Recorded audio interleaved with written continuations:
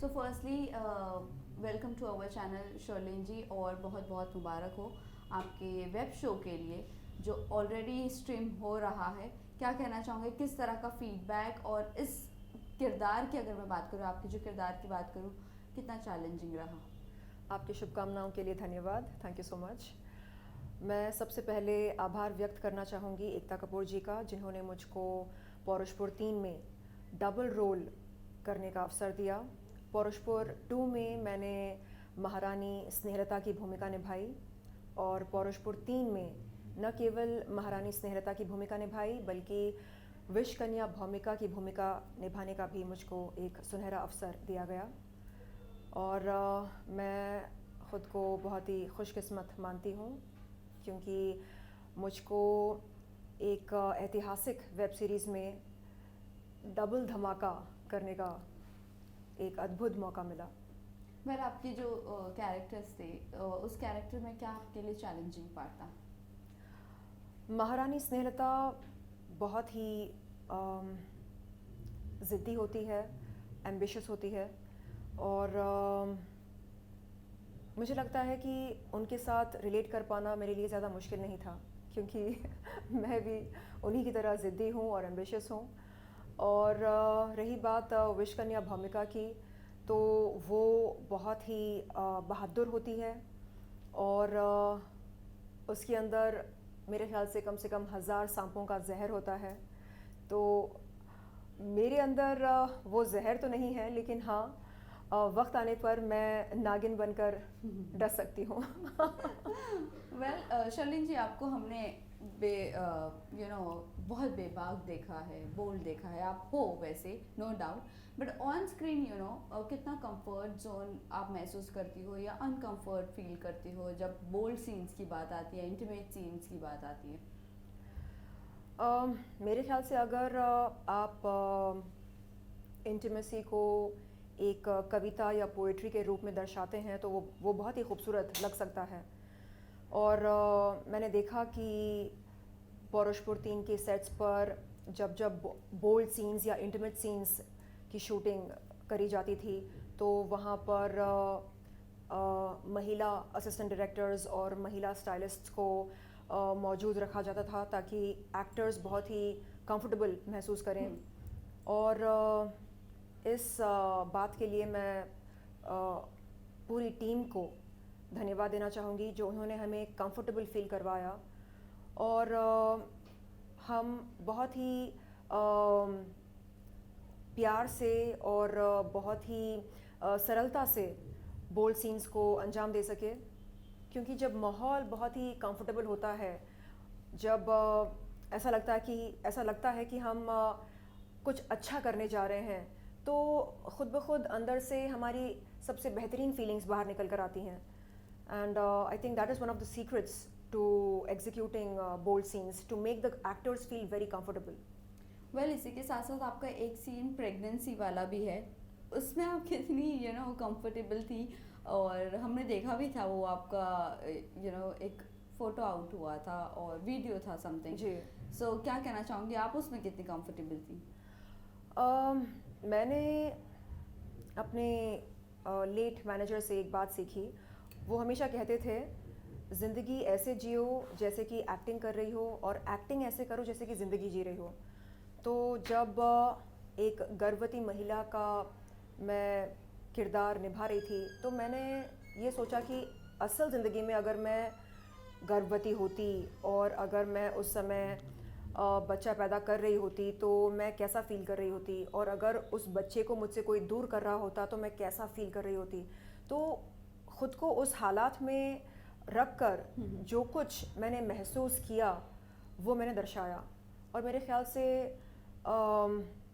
हम जब बग़ैर ग्लिसरीन के बतौर एक्टर्स रोते हैं, तो इससे ये समझ में आता है कि कहीं ना कहीं हमने अपने इमोशनल बैंक से उन जज्बातों को खोजा, ढूंढ निकाला, जिनके चलते हम रोने पर मजबूर हुए। और आप मेरे डायरेक्टर से पूछ सकते हैं कि मैंने किसी भी सीन के लिए ग्लिसरीन का इस्तेमाल नहीं किया। यानी बस दुख भरे लम्हों को याद करके मैंने अपने आंखों में आंसू लेकर आए। यानी बहुत मुश्किल होता है ये करना, मेरे ख्याल से ऐसे कई कलाकार होते हैं जो ज़्यादा टाइम वेस्ट नहीं करना चाहते हैं, करेक्ट। यू नो, दुख भरे लम्हों को याद करना, बीते हुए कष्ट को, दुख को दोबारा महसूस करना, उसमें थोड़ा वक्त लगता है। सबसे आसान होता है कि मेकअप आर्टिस्ट से ग्लिसरीन पूछा जाए और Correct. आंखों में लगाया जाए, तुरंत अश्क निकलते हैं। Right. बट मुझे लगा नहीं, मैं उस दर्द को महसूस करना चाह रही थी, तो इसलिए आप देख सकते हैं कि ओवरऑल बॉडी लैंग्वेज में वो दर्द, वो दुख, वो मायूसी, वो सब झलकता है। वेल जिस तरह आपने कहा कि आपने विदाउट ग्लिसरीन सब चीज़ रोना, इमोशनल होना और फिर अपनी खुद की बॉडी लैंग्वेज में आना, वो सब चीज़ें एक एक लम्हा हम देखते हैं आप हर चीज़ों के लिए फ़ाइट करती हो, हर चीज़ों के लिए फ़ाइट बैक करती हो, स्टैंड लेती हो। एक कुछ चीज़ आप शेयर करना चाहूँगी जो आपकी लाइफ से कभी अपार्ट हो ही नहीं सकता, जो दुख भरा चीज़ है वो कैरी फॉरवर्ड हो ही रहा है आपके साथ। अब मैं क्या ही बोलूँ। हम देखते हैं कि कैसे आए दिन जो लोग दोस्त होने का दावा करते हैं, वो कैसे मीडिया को बुला बुला कर मेरी इज़्ज़त की नीलामी करते हैं और धज्जियाँ उड़ाते हैं इज़्ज़त की, यू नो, झूठ मूठ की बातें कहकर, सुनाकर। तो जब जब मैं ये देखती हूँ सोशल मीडिया पर, मुझे लगता है कि हे भगवान, ये दुख ख़त्म क्यों नहीं होता? आखिरकार ये सिलसिला कब तक चलता रहेगा? कब तक लोग इस तरह मेरी इज़्ज़त की नीलामी करते रहेंगे और कब तक मैं अपने लिए स्टैंड लेती रहूं? और हाल ही में मेरे कुछ दोस्तों ने कहा कि देखो, तुम बस अपने काम पर ध्यान दो और इस समाज में अगर बुरे लोग हैं तो अच्छे लोग भी हैं और वो देख रहे हैं कि तुम किस तरह का काम कर रही हो, किस तरह ख़ुद को पेश कर रही हो समाज में और किस तरह तुम रिएक्ट कर रही हो, और अगर रिएक्ट नहीं कर रही हो तो किस तरह ख़ुद को समेट कर रखी हो। तो ये सब दिखता है। लोग अंधे नहीं हैं, लोग समझदार हैं, होशियार हैं, सब देखते हैं, समझते हैं। तो बस अपने काम पर फोकस करो। और इस सीख के लिए, इस मैसेज के लिए मैं अपने चहीते दोस्त का धन्यवाद करना चाहूँगी, जो सुबह शाम यही बोलते हैं, please don't react, don't react, don't react. And ये जो डोंट रिएक्ट वाला एडवाइस होता है, इसे लागू करना बहुत मुश्किल होता है क्योंकि हम जज्बाती होते हैं। राइट। और हमें लगता है कि अच्छा, उसने ऐसा बोला, ऐसा कह दिया, ओके, अब देखो मैं क्या कहूँगी या मैं क्या करूँगी। लेकिन फिर लगता है कि नहीं, डोंट रिएक्ट, यू नो। ख़ुद को याद दिलाना पड़ता है कि अच्छा, मैं कौन हूँ और मैं किस एम्बिशन से यहाँ पर आई हूँ, किस लक्ष्य से मैं यहाँ पर आई हूँ। तो जब हम बार बार ख़ुद को याद दिलाते रहते हैं तो वो एक प्रोग्राम बन जाता है। तो मेरे ख्याल से मैं उस प्रोसीजर में हूँ अभी। ओके। वेल इसी के साथ साथ ये नहीं जाना चाहेंगे, हर किरदार आपको कुछ ना कुछ सिखा कर जाता है। आपका जो किरदार था बहुत ज़्यादा उसका ऑरा बहुत अलग था। जिस तरह भी हमने आपसे पूछा कितना फाइट बैक करना पड़ता है, स्टैंड लेना पड़ता है, या रिवेंज की बात हो, इस किरदार से क्या कुछ सीखा है आपने? महारानी स्नेहलता एक बहुत ही पावरफुल महारानी होती है और राज सिंहासन को सुरक्षित रखने के लिए, उस सिंहासन को बचाने के लिए वो कुछ भी त्याग सकती है, चाहे वो खुद की औलाद ही क्यों ना हो। तो जब मैंने उनकी भूमिका निभाई और उनके लाइंस कहे तो मुझे लगा ओ माय गॉड, यानी इस कदर